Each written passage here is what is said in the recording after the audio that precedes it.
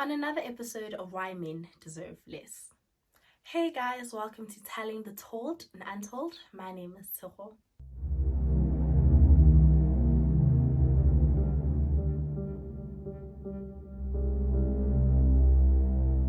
So before we go straight into the case, I would just like to give a warning that today's case we are going to be talking about the rape of a baby.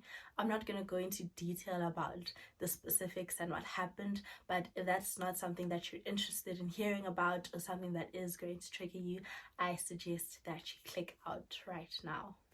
So today's case took place in Uppington in the Northern Cape in October of 2001.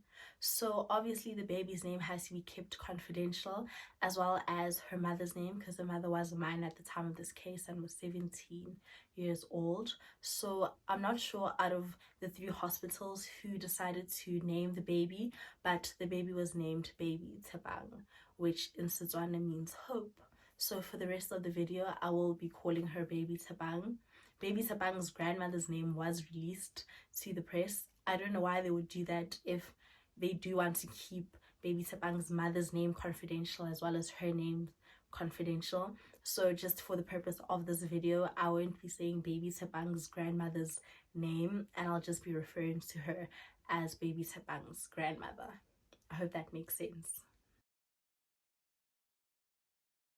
In October 2001, Baby Tshepang's grandmother sent her daughter to the shop. At the time of this case, Baby Tshepang's grandmother was 36 years old and Baby Tshepang's mother was 17. Instead of going to the shop, Baby Tshepang's mother decided to go to a tavern. Some sources say that she went to a friend's place and other sources say she went to a tavern, but either way, you can say that she didn't go to the shop and went out drinking with her friends. At the same time, Baby Tshepang's grandmother just decided to have a nice evening in, had a glass of wine, drank that wine, and then decided to nap. When she woke up, she realized that Baby Tshepang's mother hadn't returned back from the shop, so she decided to go look for Baby Tshepang. When she went into the room, there was Baby Tshepang on the bed, as well as another 4-year-old child.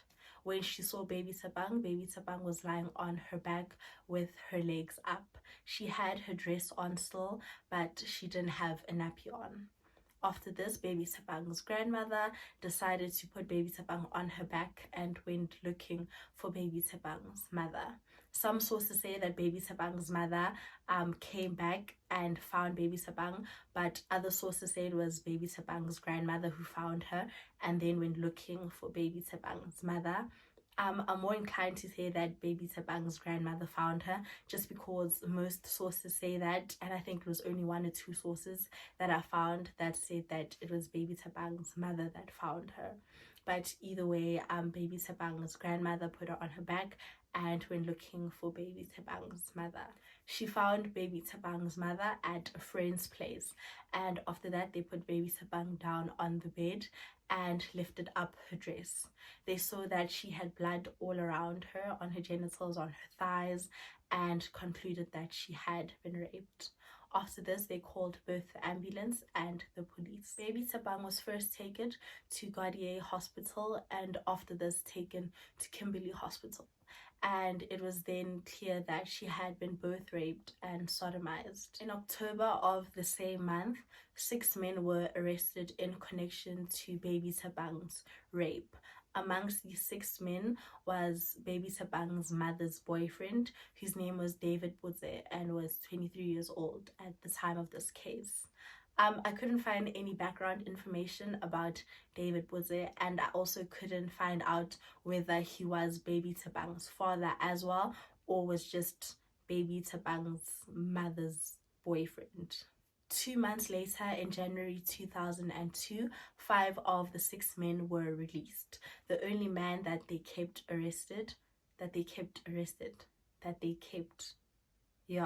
was David Budze, because they found his DNA on Baby Tshepang. Some sources say that he was arrested in March, but other sources say that he was arrested in January. So I think it was January, just because the other 5 were released in January. So it only makes sense that he was arrested in January as well. In July 2002, David went to court. In court, his other girlfriend, Leah Boosman, who was 22 years old at the time, went up on the stand and for the first time ever spoke up about that night. In court, Leah said that David had gone out, and after a couple of hours, she went to go look for him at the Van Wyck's house. That's where baby Tshepang and her mother stayed. I couldn't find who this Van Wyck person was and why baby Tshepang and her daughter were staying there.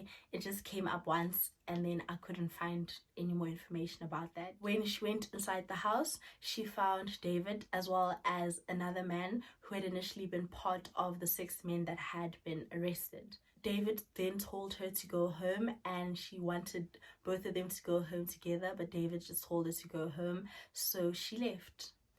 At 1:30 in the morning, Leah went back to the Van Wyck house to look for David. She went into one of the bedrooms and lit a match because it was so dark. And in the bedroom, she saw David, baby Tshepang, as well as another child lying on the bed. She says that David's pants were lowered to his knees. His underwear was partially taken off. You could see his butt cheeks. He was on top of baby Tshepang and was moving up and down. Leah then lit another match, and this is when David turned around. He looked at her straight in the face, and after this just turned around and continued with what he was doing. Leah then left the room, and after a couple of seconds or minutes, she went back into the room just to make sure that she really saw what she had seen. After this, Leah broke down and said that she still loved David and that she was still his girlfriend. She says that she was just afraid to come forward. Some sources say that Leah was abused by David, and maybe this could be a reason why she was afraid to come forward, but to still love him and call herself his girlfriend still after everything, and having witnessed that and just seeing how he was just so nonchalant about it, I don't understand. David Butze was found guilty and was sentenced to life for the rape of baby Tshepang, as well as 18 months for indecent assault. Judge Henny Lecoq said that this was the most gruesome human rights violation he had ever seen in his 32-year legal career.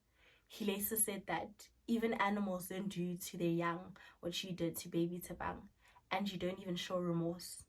It is a pity there is no longer death penalty, because I would not hesitate, not even for a moment, to let you hang.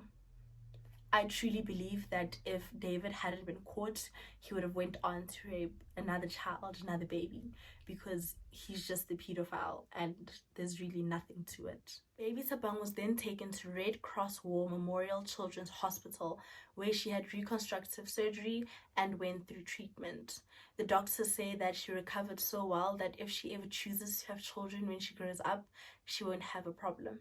At the age of 1, baby Tshepang was then adopted. A couple of years later, her adoptive parents spoke to the media and just said that she's doing really well in school. She plays netball, and academically she's really smart. And they just say that they're afraid that one day she'll ask about the scar on her body and find out that she's baby Tshepang. And that is it for today's case. If you guys found it interesting, please give me a thumbs up and leave any comments you have down below. And I'll see you guys next week. Bye!